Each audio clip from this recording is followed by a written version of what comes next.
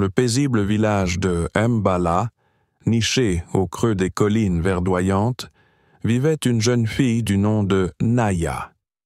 Elle était connue pour sa douceur et son obéissance inébranlable envers son père, le vieux Kofi, un homme respecté pour sa sagesse et sa rigueur. Depuis son plus jeune âge, Naya avait appris qu'une fille ne devait jamais contester l'autorité, mais suivre les chemins tracés par les anciens.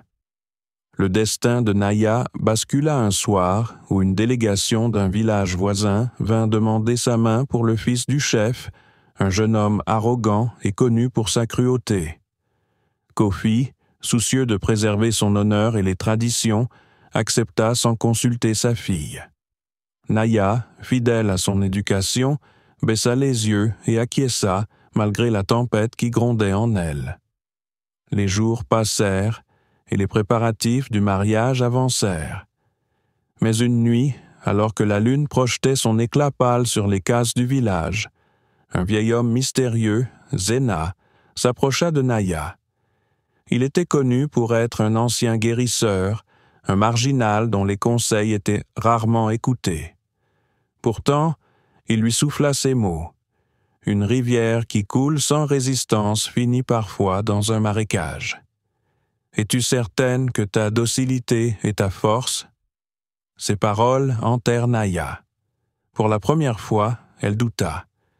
Le matin du mariage, tandis que le village s'animait, elle prit une décision impensable, fuir.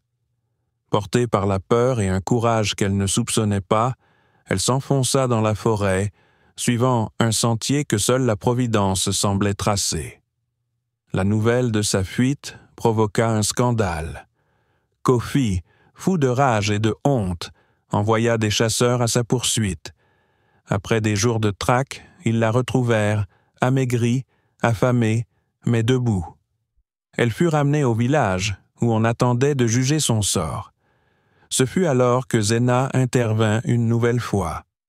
Devant l'assemblée réunie, il demanda « Une fille doit-elle toujours se soumettre, même lorsque son âme en souffre?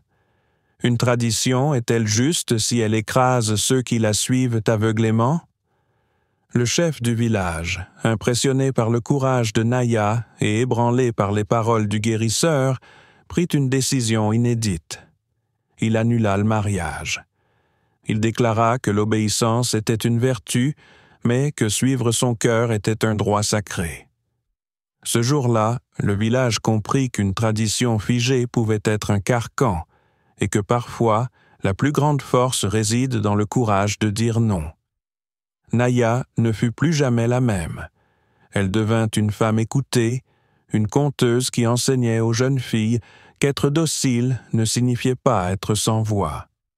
Et ainsi, dans le village de Mbala, une nouvelle tradition naquit, celle du respect du choix.